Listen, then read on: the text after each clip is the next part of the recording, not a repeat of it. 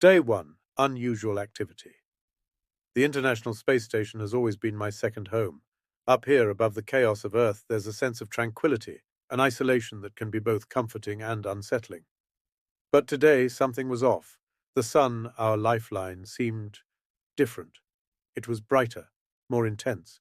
The screens on the ISS showed abnormal solar activity, but nothing that should be cause for immediate concern, or so we thought.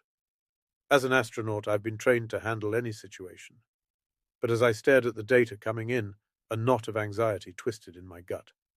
The solar flares were becoming more frequent, more violent, but it wasn't until we received a message from ground control that I realized the gravity of the situation.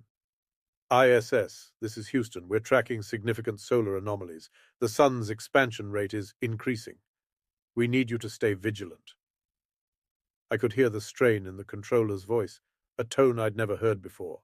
My crewmates exchanged uneasy glances, but we kept our focus. Up here, panic is not an option. Day 2. The first signs. I woke up to an eerie silence. The usual hum of the ISS was drowned out by a strange stillness. As I floated to the observation module, I noticed something horrifying. The sun was larger. Not just slightly, it had noticeably swelled. Its edges were creeping closer, and its brilliant light was almost blinding even through the protective filters. We checked the readings again, hoping it was a glitch, but the data was clear. The sun was expanding at an unprecedented rate, and it was moving toward Earth. How is this even possible? I muttered, more to myself than anyone else. No one had answers. The sun's behavior defied everything we knew about astrophysics. We were scientists, explorers, but now we were witnesses to something far beyond our understanding. Day 3. Panic. Below, communication with Earth was becoming difficult. The sun's radiation was interfering with our systems, and the messages we did receive were increasingly frantic. The world's governments were in chaos, trying to manage a crisis that no one had ever imagined. Reports came in of massive heat waves, crops withering, oceans beginning to boil. The world was being cooked alive, and there was nothing anyone could do. Up here we were safe from the immediate effects, but the isolation was unbearable. We could only watch as the planet below suffered. One of my crewmates, Elena, stared out the window for hours on end. She had family in Russia, children. I could see the despair in her eyes, the helplessness. It was the same feeling that gnawed at all of us. "There's nothing we can do," she whispered one evening. "We're just watching it happen." Day 4, the last transmission. Houston's messages became sporadic, then stopped altogether. The sun now filled half the sky, a monstrous orb of fire. Earth was baking under its relentless heat.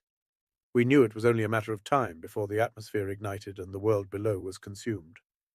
Then we received the final transmission. "This is Houston. All personnel have been evacuated to underground bunkers. We don't know how much longer we can hold out. The sun's expansion is accelerating. God help us all. ISS, you're on your own now." The line went dead. We were truly alone. Day 5. The firestorm. I barely slept. None of us did. The ISS had become a tomb, drifting in the cold void while the sun grew ever closer. Its light was no longer golden but a harsh white, searing and unforgiving. The Earth was a hellscape, continents glowing with the heat of 1,000 suns. Cities burned, oceans evaporated, and the air itself seemed to catch fire. We could see it all from our vantage point, the death throes of our world. Elena broke down. She screamed, cried, and pounded her fists against the walls until her hands bled. We tried to comfort her, but what could we say? That it would be over soon, that it would be quick. None of us believed that, not anymore. Day 6, the end of the world. The sun's edges were now visible from every window, a wall of fire consuming the stars. The ISS was no longer in orbit. We were being pulled toward the inferno. Our instruments showed temperatures rising within the station, and we knew our time was almost up. There was nothing to do but wait. I recorded a final message, a futile attempt to document what was happening. My voice was steady, but inside I was numb. "This is Commander Jameson of the International Space Station. The sun has expanded beyond all prediction, and Earth is gone. We are the last of humanity, drifting toward oblivion. If anyone finds this, know that we witnessed the end. Day 7. Oblivion.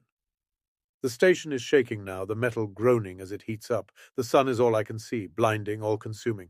My crewmates are silent, each lost in their thoughts, or perhaps they've accepted what's coming. I can feel the heat through the walls. The station's systems are failing, alarms blaring, but it's all white noise to me. My thoughts are only on the sun, and how something so vital, so life-giving could also be our destruction.